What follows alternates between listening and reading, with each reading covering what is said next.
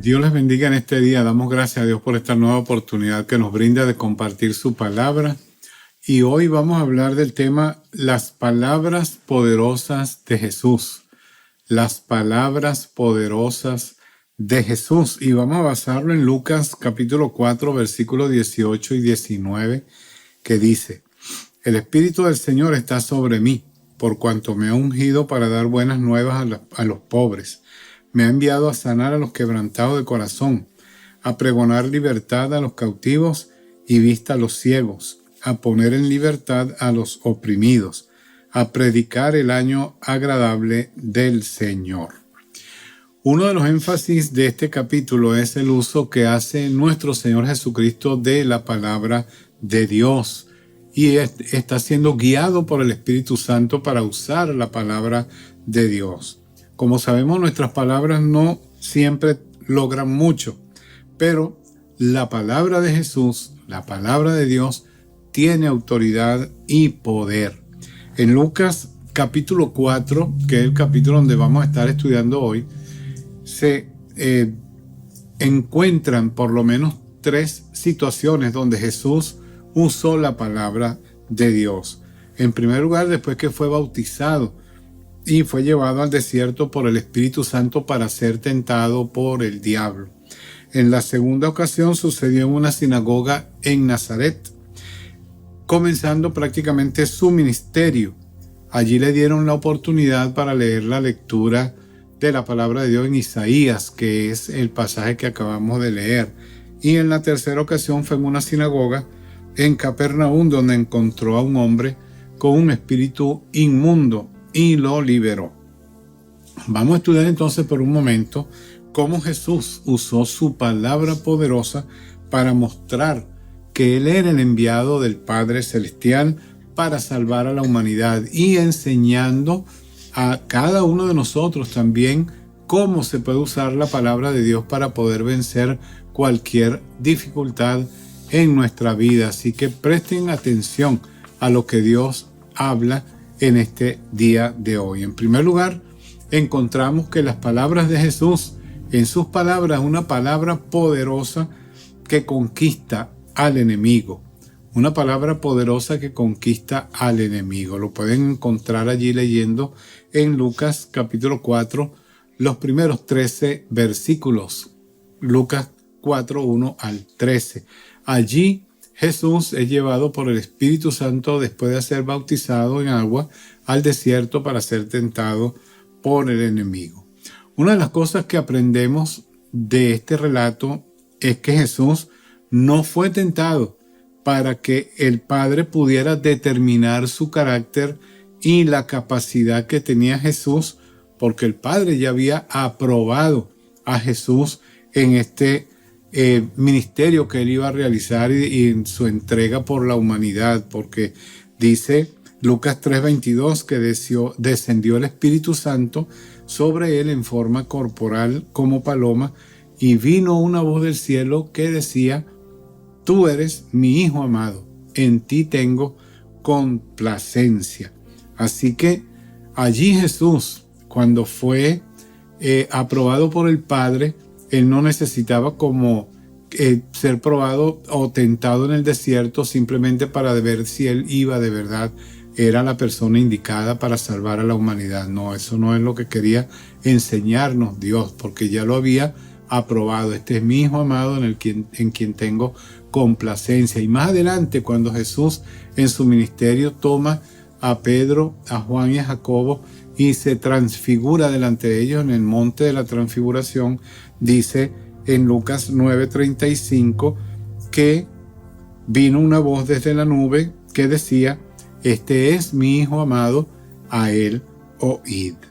Entonces, Jesús no fue tentado para que el Padre pudiera determinar si era la persona indicada para salvar a la humanidad. No, tampoco fue tentado para que Satanás lo derrotara, porque Jesús podía vencer sus tácticas. Él estaba lleno del Espíritu de Dios y Él podía vencer al enemigo. No se dejó tentar en el sentido de no cayó en el pecado, en la tentación. Jesús fue tentado simplemente para que él pudiera experimentar personalmente lo que tú y yo, lo que nosotros debemos atravesar, y así él podía ayudarnos, como dice Hebreos 2:18, pues en cuanto él mismo padeció siendo tentado, es poderoso para socorrer a los que son tentados. Hebreos 2:18. También dice en Hebreos 2:14 y 15, por tanto, teniendo un gran sumo sacerdote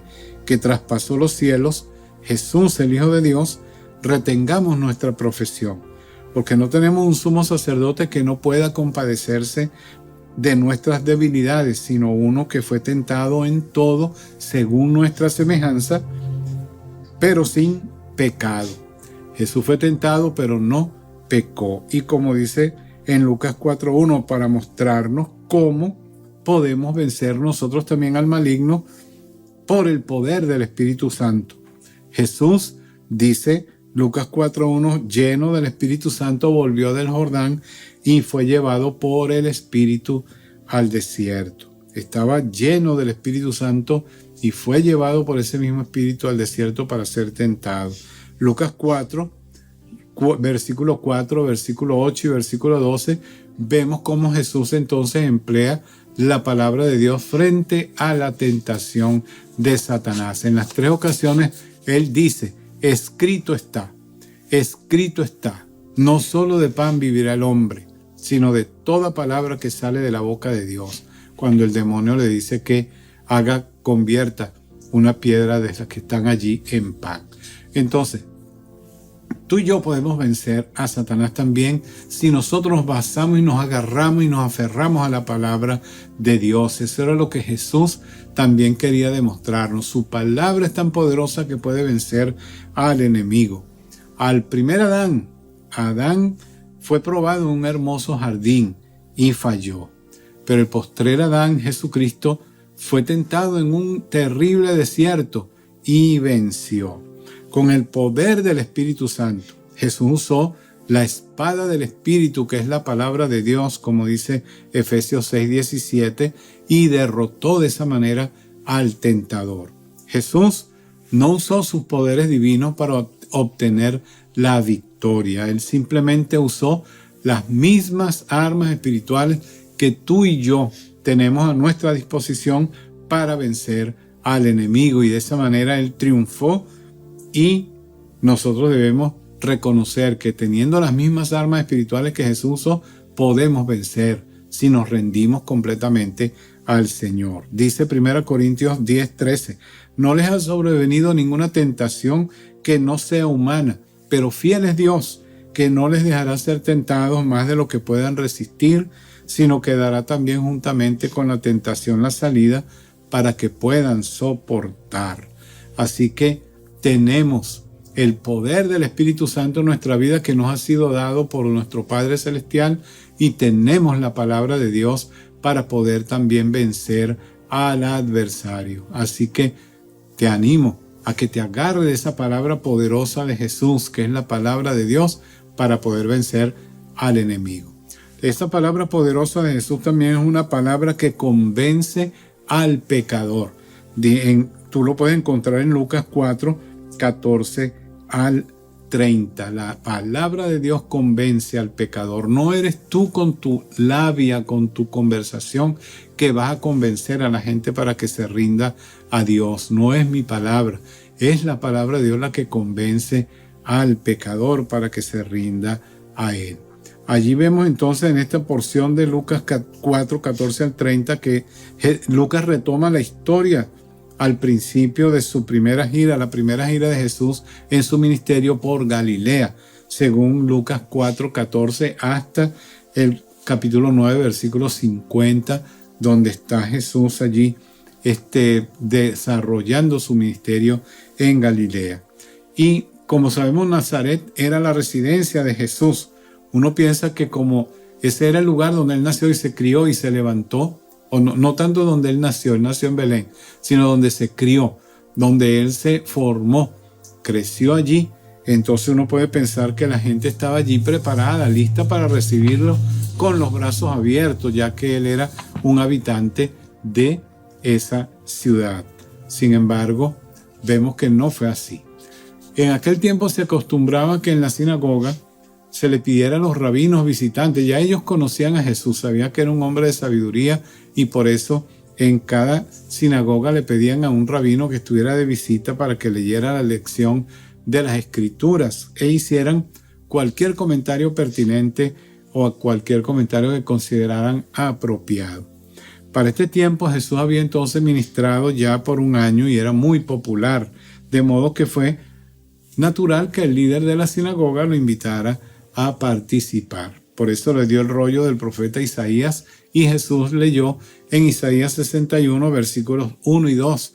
El Espíritu de Jehová el Señor está sobre mí, porque me ungió Jehová, me ha enviado a predicar buenas nuevas a los abatidos, a vendar a los quebrantados de corazón, a publicar libertad a los cautivos y a los presos apertura de la cárcel, a proclamar el año de la buena voluntad de Jehová, el día de la venganza del Dios nuestro, a consolar a todos los enlutados. Eso es lo que dice Isaías 61, 1 y 2. Y Jesús usó este texto para su sermón. Y él hizo allí 3 anuncios importantes que sorprendieron a la comunidad que estaba en la sinagoga. El primero fue, él anunció que esas escrituras que estaba leyendo se cumplían en él. Es decir, él fue ungido por el Espíritu para ministrar a toda clase de necesitados y traer la salvación del Señor. El segundo anuncio que hizo anunció que el año del jubileo había empezado, el año agradable del Señor. Este año agradable del Señor se refiere a lo que está escrito en Levítico capítulo 25 desde el versículo 8 en adelante. Era el 50º año cuando todo Israel era restaurado. Bien, todo en Israel era restaurado, se liberaban a los esclavos, se devolvían las propiedades que habían sido compradas a un hermano judío, etc. Entonces, vemos que Jesús allí anuncia que se cumplen en él estas 2 cosas por lo menos.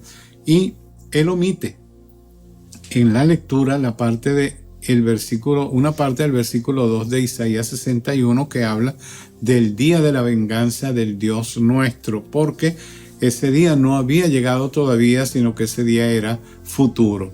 El tercer anuncio que hizo Jesús fue que todo eso era por la gracia de Dios.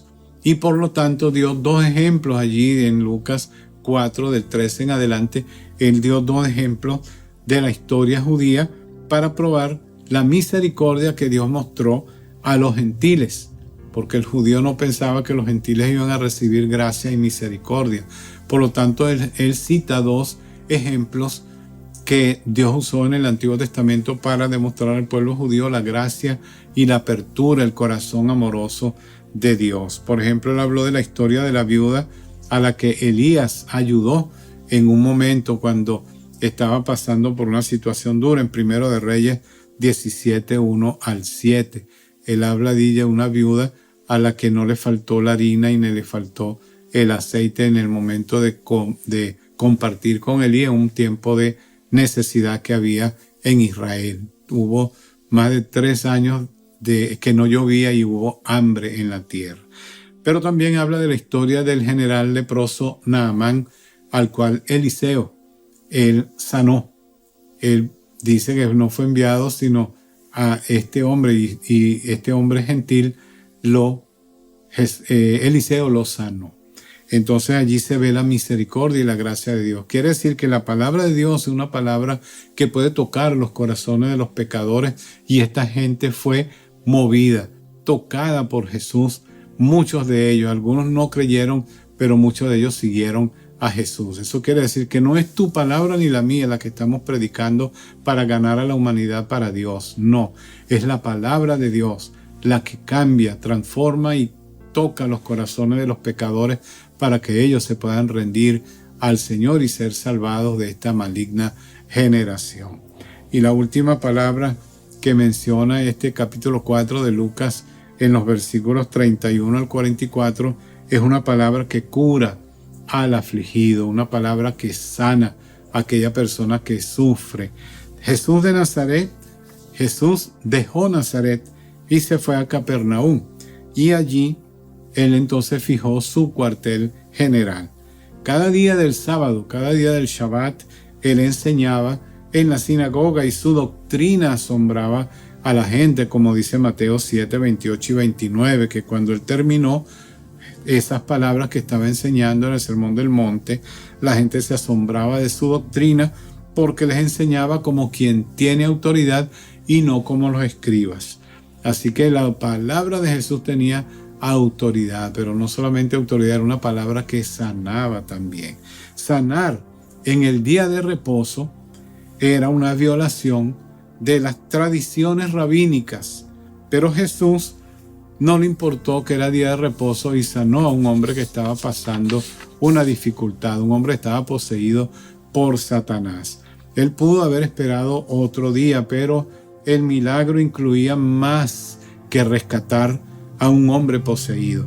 Incluía ayudar a entender a la gente la diferencia entre las tradiciones de los hombres y la verdad de Dios, la palabra poderosa de Dios. Jesús vino a traer el verdadero reposo de Dios. El día sábado fue dado por Dios para la humanidad en aquel tiempo, para los judíos, para que lo obedecieran y ellos tenían que cumplirlo, pero ya ellos habían puesto el día sábado, prácticamente estaban idolatrando el día sábado y empezaron a crear y a inventar cosas que para el sábado no se podía hacer esto, ni aquello, ni lo otro. Entonces Jesús estaba poniendo en su lugar lo que significaba para el Padre Celestial el día de reposo. Dice Mateo 11, 28 al 30 que Jesús dijo: vengan a mí todos los que están trabajados y cargados, que yo los haré descansar. Lleven mi yugo sobre ustedes y aprendan de mí, que soy manso y humilde de corazón, y hallarán descanso para sus almas, porque mi yugo es fácil y ligera mi carga. Eso era lo que Jesús traía: liberación. Jesús traía paz, Jesús traía transformación, Jesús traía perdón y salvación. El sujetarse al día sábado, el día de reposo, y decir que no se podía hacer nada en ese día era imponer una tradición humana y no era lo que Dios estaba enseñando. Jesús puso el día de reposo en su lugar, pero los escribas y los fariseos preferían sus propias tradiciones legalistas. Así que el milagro que hizo Jesús en la sinagoga atrajo una gran multitud a la casa de Pedro. Cuando termina Jesús de sanar a este hombre, se va a la casa del apóstol Pedro y allí dice que Jesús se levantó y salió de la sinagoga y entró en casa de Simón. La suegra de Simón tenía una gran fiebre y le rogaron por ella, e inclinándose hacia ella, reprendió a la fiebre y la fiebre la dejó, y levantándose ella al instante les servía. Al ponerse el sol, todos los que tenían enfermos de diversas enfermedades los traían a él, y él, poniendo las manos sobre cada uno de ellos, los sanaba. También salían demonios de muchos, dando voces y diciendo: tú eres el Hijo de Dios. Pero él los reprendía y no los dejaba hablar, porque sabían que él era el Cristo. Eso lo dice Lucas 4, 38 al 41. Así que la gente llevó a Jesús a los enfermos, a los afligidos, y él los sanó.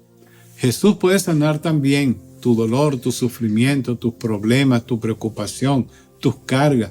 Para eso él fue enviado por el Padre y reconocido que él era su Hijo amado y que a él deberíamos escucharlo.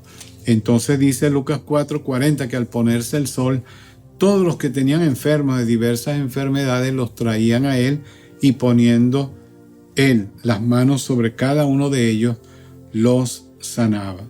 Así que tanto en la sinagoga como en la casa de Pedro, los demonios daban testimonio de que Jesús era el Hijo de Dios. Pero Jesús no estimuló su testimonio, sino que, como dice el versículo 41 de Lucas 4, también salían demonios de muchos dando voces y diciendo: tú eres el Hijo de Dios. Pero él los reprendía y no los dejaba hablar, porque sabían que él era el Cristo. Así que Jesús no necesitaba propaganda de Satanás para que pudiera seguir su ministerio. él no los dejaba hablar. Igual le ocurrió a Pablo en el capítulo 16 del libro de los Hechos. Allí él también reprendió al demonio para que no le dejara dando propaganda de que él era un enviado de Dios. La palabra de Dios tiene poder para sanar también. La palabra de Dios puede cambiar tu vida. No importa la condición en que tú estás, en tu pecado, cómo estés sumergido en lo malo, Dios puede sacarte de allí, salvar tu vida y renovarte y transformarte a ser una nueva persona de ti. Simplemente tú tienes que rendirte a Él y reconocerlo como el Señor de tu vida. Con el tiempo, entonces, las palabras de Jesús y sus obras iban a convencer a algunas personas de que en verdad Él era el Hijo de Dios y el Mesías de Israel. Pero Él no quería ningún testimonio del maligno. Hoy nosotros entonces podemos estar seguros en que las palabras de Jesús traen vida y liberación a todo el que se rinde a Él. No dejes pasar esta oportunidad que Dios te trae hoy para que tú puedas entregarte a Él, para que tú puedas rendir tu vida a Él, para que Él sea el Señor de tu vida y Él pueda guiarte de hoy en adelante en este mundo tan necesitado de Dios. Yo te invito a que tú le rindas tu vida al Señor. Repite conmigo esta oración.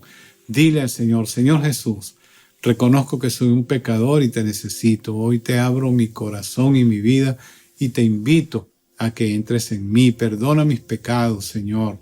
Transfórmame, hazme la persona que tú quieres que yo sea de hoy en adelante, porque hoy te recibo como mi Señor y mi Salvador personal. Gracias por perdonar mis pecados y gracias por darme esta nueva vida en Cristo. Dios te bendiga si hiciste esta oración y te animo a seguir adelante, a seguir creciendo en la palabra de Dios, porque las palabras de Dios tienen un poder innegable, un poder, superpoder, todopoderoso. Es la palabra de Dios, la palabra que Él envió para que pueda transformar nuestros corazones. Si te gustó el mensaje, dale like, y si no te has suscrito al canal, suscríbete y marca las notificaciones para que podamos entonces avisarte cuando llega un nuevo sermón, una nueva predicación. Te invito entonces a, si tienes alguna duda, escribir a mi correo que está allí en la pantalla, y espero que pronto puedas escribirme para saber que tú le entregaste tu vida al Señor. Te espero en la próxima ocasión. Dios te bendiga. Hasta luego.